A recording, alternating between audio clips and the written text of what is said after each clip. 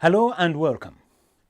In this short video, I want to talk about community cohesion and community engagement. And I'm asking a question. What does it mean? Or what is a community? But before going anywhere with this, I want to say this. The Africans and African Caribbean here in the UK, they are doing very well. And we have done very well. In fact, we are doing very well beyond even doubt. Guys, we ran the underground. We ran the buses in the city. We are the guardians of banks, guardians of offices. Everywhere you look these days, you'll find an African. So that means we are actually progressing. And we are doing very well. And in fact, you will even find lecturers in universities. I've got many friends who are lecturers in London universities, UCL, University of Sussex and stuff. And now I call that progress.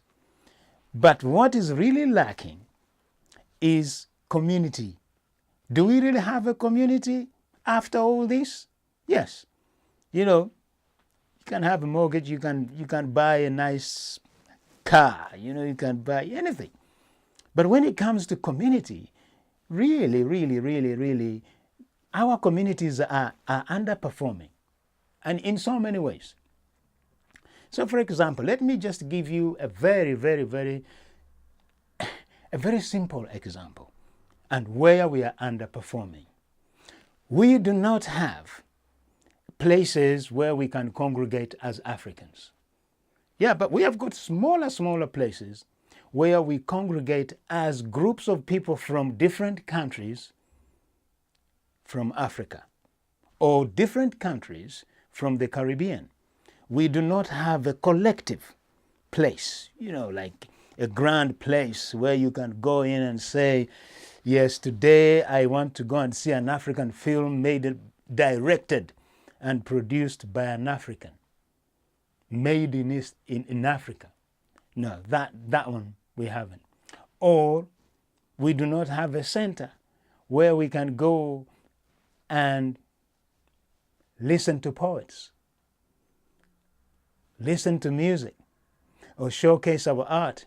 Those places we don't have. And that is really where I need to stress this point.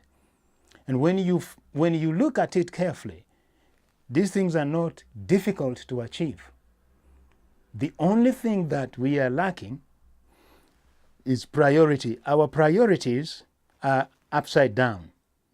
We have achieved everything that anyone can achieve. It doesn't matter, Everyday life we have got, as I mentioned, we have achieved all that at an individual level.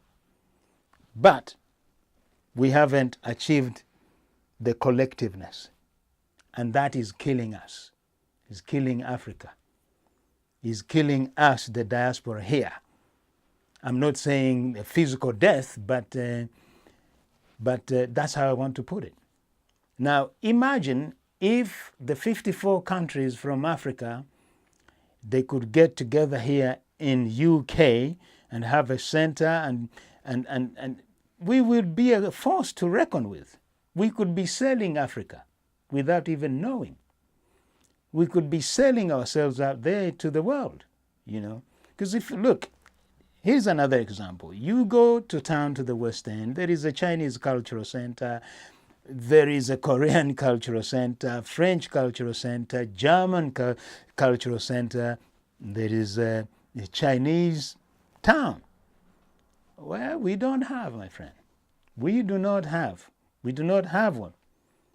So let me finish with that. Community leaders. I am not sure you can point one or you can name one community leader who has the ability to represent the African communities here. or African leaders who can actually go out there and argue or represent us when there is a problem. I don't see that happening.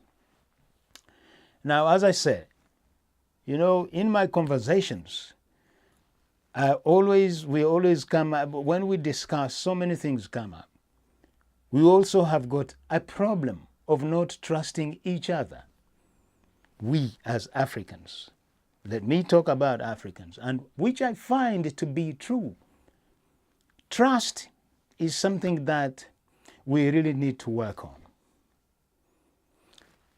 Secondly, let us believe in one another. So that is trust and believing in one another. Those two things we don't have. And we are not straight with each other. We like to tell lies to one another. I can never tell you, well, look, you know what? You are asking me to do this and this and this, but I'm unable to do it because of these reasons, blah, blah, blah. And then when money comes in, yes, then forget everything. You will see how you will start dancing with each other. Say, I don't have money, I can't do it. Yeah? Or, I cannot afford you. That's it, leave it there. So that is one problem that I have been struggling with. That I agree. You see, Dutton Adebayo said it beautifully. He said that, and who is Dutton Adebayo? He's a radio presenter. He's on Channel 5 BBC radio. And also he writes articles for The Voice.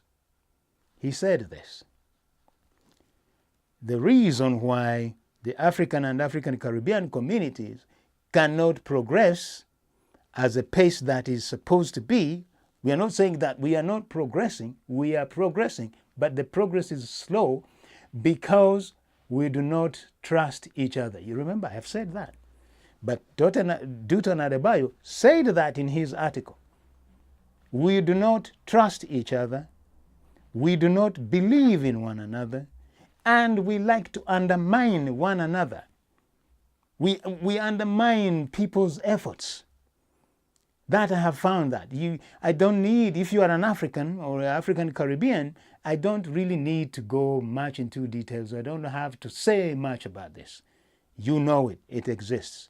So we need to go past that. But we need to develop a new thinking. Now, in terms of progress, here is another example. In 1972, General Idi Amin, then the president of Uganda, expelled many Asians. In fact, the Asians there then, they were holding the Uganda's economy. And when they left, the economy collapsed. But these guys, they came here into the UK with nothing.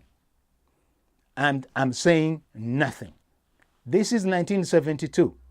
And many Africans and the African Caribbeans have been coming here since the 50s. These guys, they came in 1972. Yeah? But let me show you a clip of Lord Sheikh. Lord Sheikh is one of those guys who was expelled from Uganda. Watch and listen to what he says. I was born in Kenya and brought up in Uganda. I had my primary and secondary education in Uganda. My heart is still in Uganda. I was saying earlier on that when David Livingstone died, they cut his heart and buried it in Africa and brought his body here. I have very happy memories of my upbringing in Uganda. As a young boy, I used to fish in the River Nile and swim in Lake Victoria. When I was last in Uganda, I went to my old school where I was educated, and I nearly filled up and I remembered my happy times at that school. My family was expelled in 1972 by General Amin, and I was saying earlier on, the General Amin took everything from us except our brains and our will to succeed. Ladies and gentlemen, I worked very hard. I obtained my qualifications, and I'm now chairman of 4 successful companies. I'm also very much involved in humanitarian work. In fact, I was recently given an honorary doctorate for the humanitarian work I do. Okay, welcome back. So, now you have heard Lord Sheikh. This is exactly as he said, that Idi Amin expelled and took away everything that they had, but the will to succeed remained there. So just imagine, if an African is getting married today, where does he go? Or where does she go? They want to go to the Asians to hire halls because they have got the building. If an artist is coming from East Africa, coming to perform for his fans or her fans, the promoters go where? They go to the Asians because they've got the building. Whereas the African and African Caribbean communities, they are closing down. Why? Because we lack the skills of managing, and also we are not really working together. We cannot generate the businesses among ourselves. Or we cannot run businesses among ourselves. So this is what I want to say. I don't really have an answer to this, but my suggestion would be, let us start thinking collectively. Let us think that Africa is big, is not just a country. Let us all work for the good of Africa. All of us will benefit. That's all I understand. So until then, keep watching AILTV, or you can subscribe to my channel, which is here. AILTV online, space, YouTube. The name is Jay. And thanks for watching.